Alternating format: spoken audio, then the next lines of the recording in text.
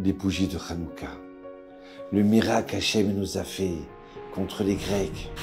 Aïe, aïe, aïe, aïe, ces bougies qui ont tenu pendant 8 jours, au lieu de tenir un seul jour.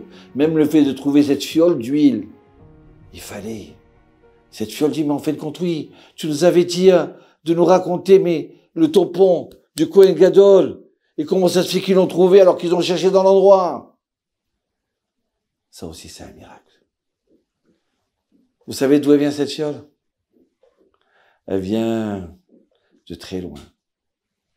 Cette fiole-là, il y a marqué que Yaakov, quand il a voulu se battre contre Esav, à un moment, il s'approche devant les 400 soldats avec Esav, et lui avec sa famille.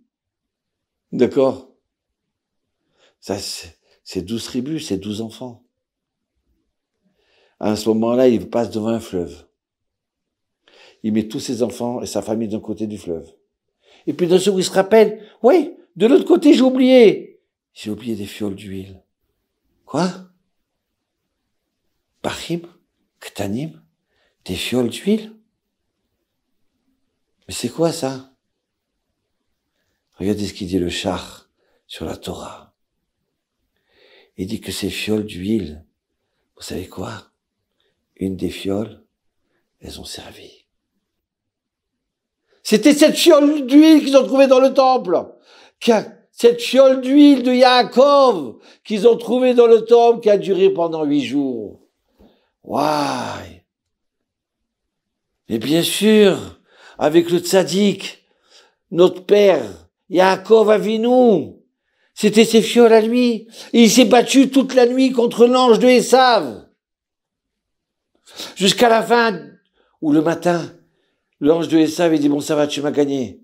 Je veux partir. Laisse-moi monter au ciel, devant Hachem. Et à ce moment-là, Yaakov dit, non, non, je te laisse pas partir.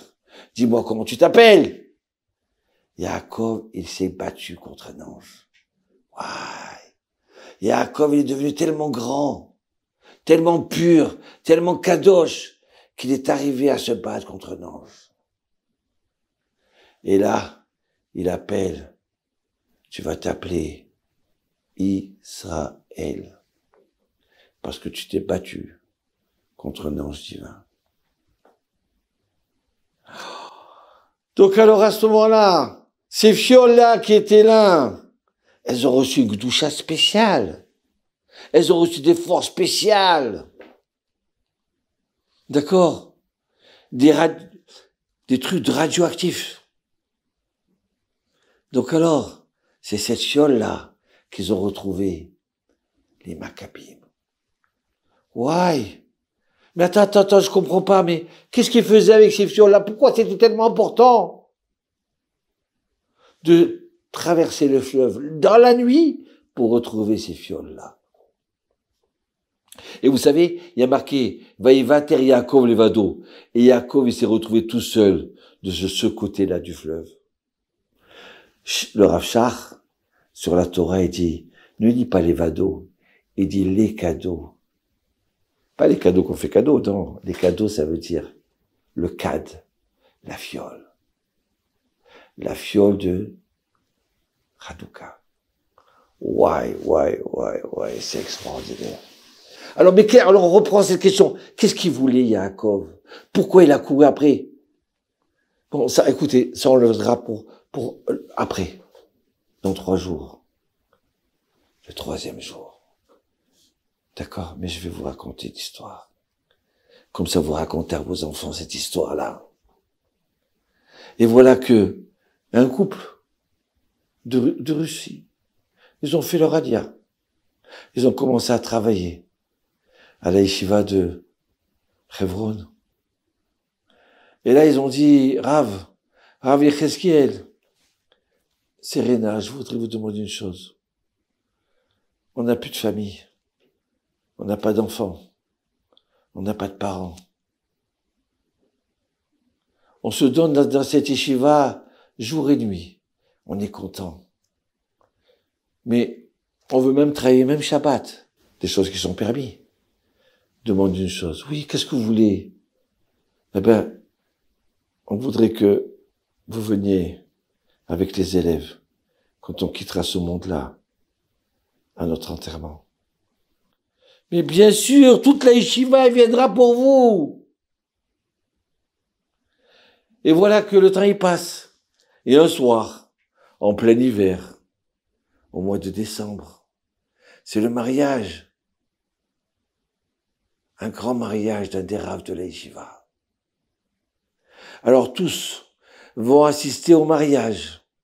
Mais le téléphone, il sonne. Il n'arrête pas de sonner. Il reste encore un élève qui doit courir encore jusqu'à mon mariage. Et il répond, oui, c'est quoi? Eh ben, je suis moi, Youssef à Roussi. Quel, oui, qu'est-ce qu'il y a? Ben, ma femme, elle vient de décéder.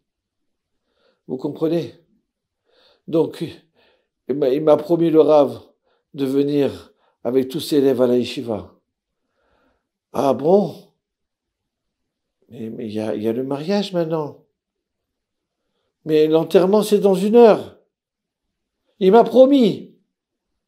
Ouais. Rav Israël, qu'est-ce qu'on fait?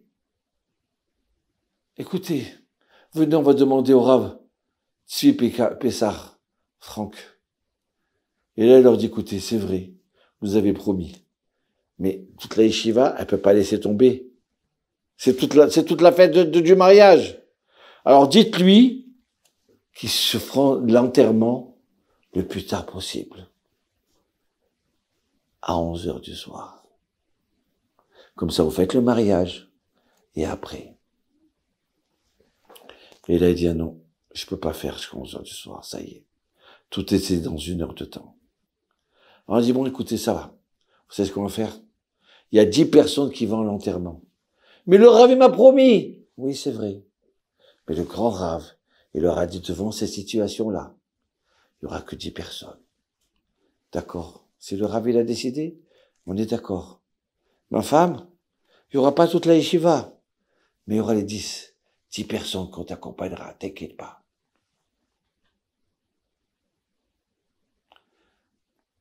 Vous savez quoi? À ce moment-là, écoutez bien, à ce moment-là, le drap, il commence à bouger.